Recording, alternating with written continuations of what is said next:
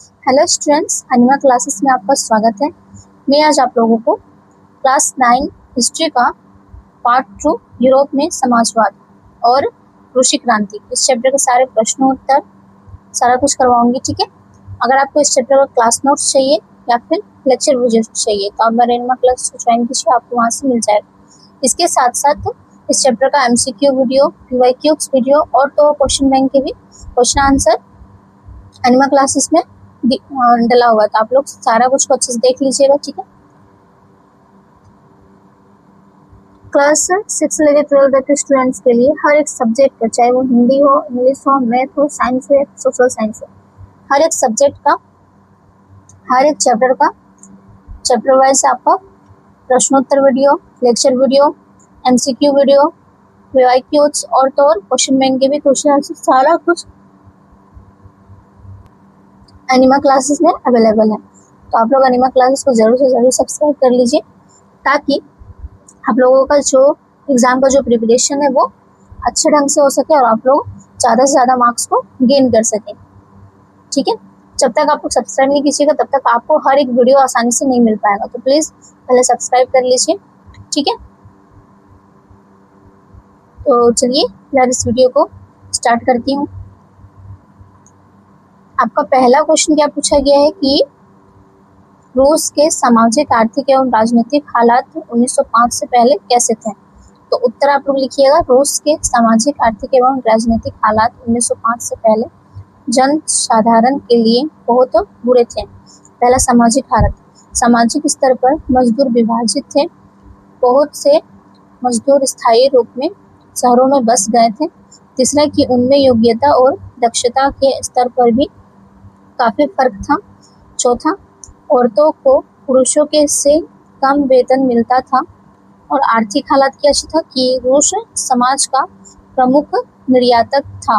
अधिकांश उद्योग निजी उद्योगपतियों द्वारा चलाए जाते थे।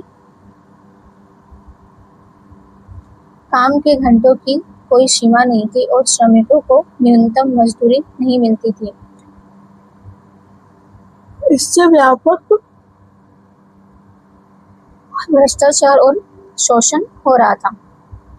राजनीतिक हालत कैसा था कि 1905 से पहले रूस में निरंकुश राजशाही था। वहाँ अजाबदेह तथा स्वेच्छाचारी शासन था। जारशाही की निरंकुशता के कारण सर्वत्र असंतोष व्याप्त था। ठीक है, दूसरा क्वेश्चन में क्या पूछा गया है कि 1917 से पहले रूस की कामकाजी आबादी यूरोप के बाकी देशों के मुकाबले किन किन स्तरों पर भिन्न थी। तो आप लोग उत्तर लिखिएगा। पहला पॉइंट है कि रूसी साम्राज्य की लगभग 85% आबादी आजीविका के लिए खेती पर निर्भर थी, जबकि यूरोप के बाकी देशों में खेती पर आश्रय चलता था। प्रतिशत इतना नहीं था। दूसरा पॉइंट में लिखिएगा, रूसी साम्राज्य के किसान अपनी जरूरतों के साथ बाजार के लिए भी अन्न उगाते थे, जबकि अधिकांशतः यूरोप में ऐसा नहीं था। तीसरा कि रूस में उद्योग कम थे, अतः मजदूर भी कम थे, जबकि यूरोप के अन्य देशों में मजदूरों की संख्या अधिक थी। चौथा में क्या लिखिएगा कि रूस के किसान स्वाभाविक रूप से समाजवादी भावना वाले लोग थे, जबकि यूरोप के बाकी देशों में ऐसा नहीं था। तीसरा प्रश्न में क्या पूछा गया है कि 1917 में जार का शासन क्यों खत्म हो गया। उत्तर हो जाएगा, जार ने पहले 2 ड्यूमा को बर्खास्त कर दिया और फिर संसद को रूढ़िवादियों से भर दिया। प्रथम विश्व युद्ध के दौरान जार ने ड्यूमा से परामर्श किए बिना निर्णय लिए। युद्ध में रूसी सैनिकों के बड़े पैमाने पर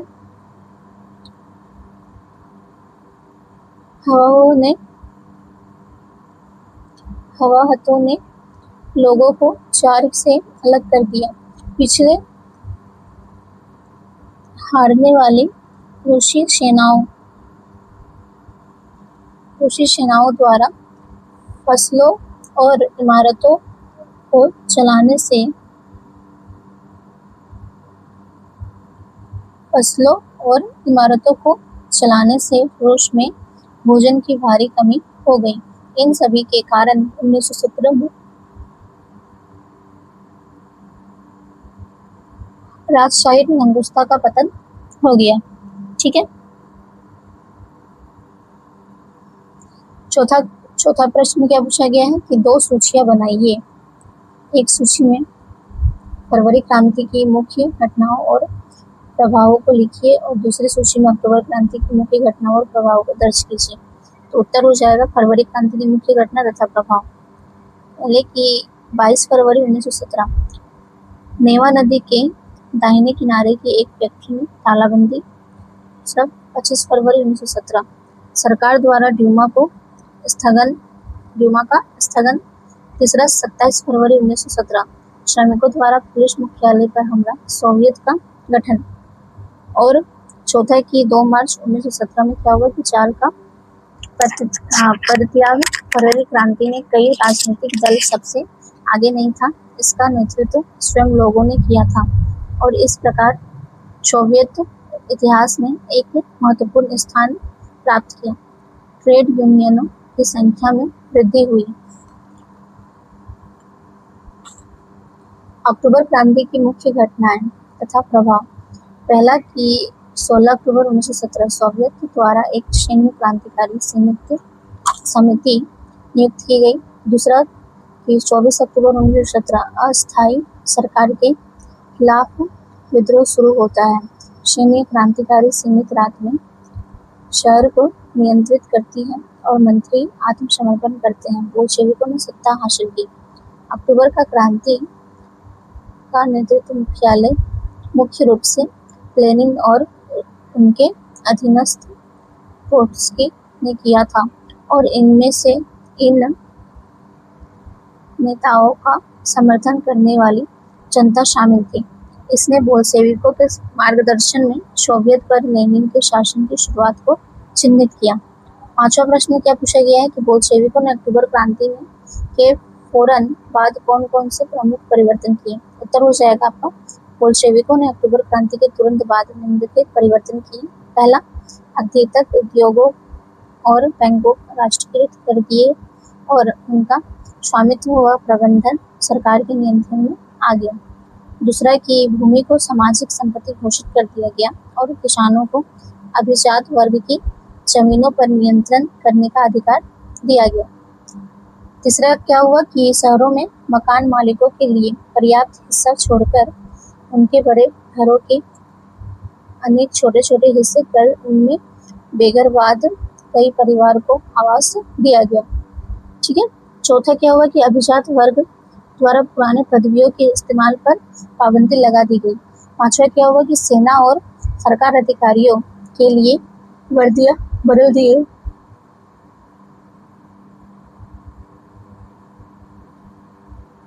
छठा की बोल्शेविक पार्टी का नाम बदलकर रूसी साम्यवाद पार्टी कर दिया गया।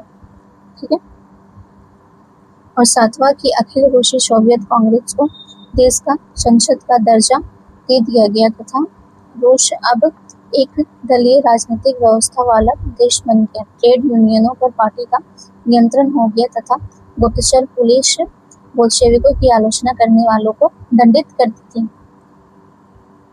छठा की निम्नलिखित के बारे में संक्षेप में लिखिए।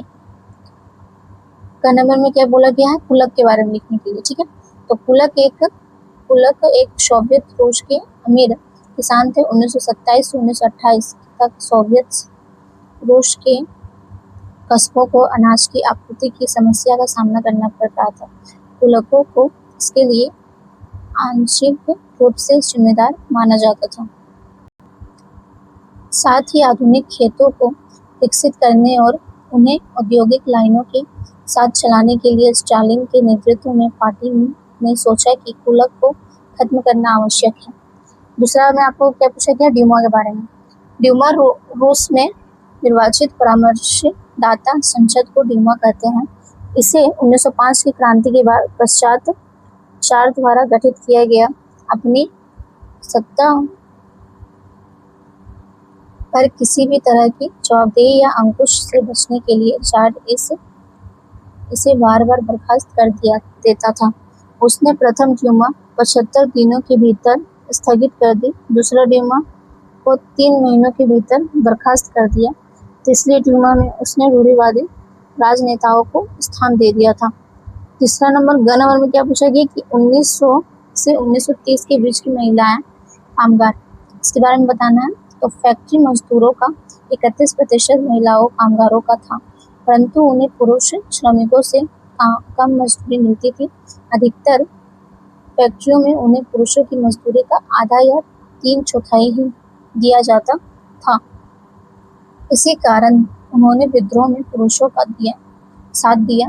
23 फरवरी 1917 को कई फैक्ट्रियों में महिला कामगारों ने हड़ताल की। हालांकि दिलचस्प बात यह थी कि फरवरी क्रांति के दौरान हड़तालों का नेतृत्व महिला श्रमिकों ने ही नहीं किया था। घ नंबर में क्या पूछा गया है? उदारवादी। रूस के उदारवादी के वे लोग थे जो ऐसा देश चाहते थे जिसमें सभी धर्मों को बराबर सम्मान मिले, जो सरकार के खिलाफ व्यक्तिगत अधिकारों की रक्षा करेगा। यद्यपि उदारवादी एक निर्वाचित संसदीय शासन प्रणाली चाहते थे, उनका मानना था कि वोट देने का अधिकार केवल पुरुषों को ही होना चाहिए और वह भी जो संपत्ति धारक थे। वे महिलाओं को भी वोट देने का अधिकार नहीं देना चाहते थे। अंगन नंबर में क्या बोला गया है? स्टालिन का सामूहिक कार्यक्रम, इसके बारे में लिखना है। स्टालिन का मानना था कि कृषि के सामूहिकीकरण में रूस में अनाज की आपूर्ति में सुधार करने में मदद मिलेगी। उन्होंने 1929 में सामूहिकता शुरू की। सभी किसानों को सामूहिक खेतों में खेती करने के लिए मजबूर किया गया। ठीक है, तो आज मैं आप लोगों को इस चैप्टर के सारे प्रश्न उत्तर करवा चुकी हूँ। मैं बार बार बोल रही हूँ कि आप लोग अनिमा क्लास को सब्सक्राइब कर लीजिए, तभी जाके आपको हर एक वीडियो आसानी से उपलब्ध हो पाएगा। ठीक है, और तो और अगर आप लोग इस पर सब्सक्राइब कीजिएगा तो आप लोग का ही फायदा है, क्योंकि आपको इसमें हर एक चीज़ की अवेलेबिलिटी कराई गई है। क्लास नोट्स, लेक्चर वीडियो, प्रश्नोत्तर video, MCQ, PYQ, question bank का भी क्वेश्चन आंसर यहाँ तक की। तो आप लोग जरूर से जरूर सब्सक्राइब कर लीजिए, ताकि आप लोगों का जो भी डाउट्स हो वो पूरा क्लियर हो सके और आप लोग का एग्जाम का जो प्रिपरेशन है वो पूरा अच्छे ढंग से हो सके। मैं 100% गारंटी देती हूँ कि आप लोगों का एग्जाम काफ़ी अच्छा जाएगा। बस आप लोग हर एक चीज़ को काफ़ी अच्छे से देखिए, हर एक चीज़ को काफ़ी अच्छे से नोट डाउन कीजिए, पढ़िए अच्छे से, तभी होगा। ठीक है, तो आप लोग जरूर से जरूर एनिमा क्लासेस को सब्सक्राइब कर लीजिए। आशा करती हूँ कि आपको मेरा वीडियो पसंद आया होगा। धन्यवाद।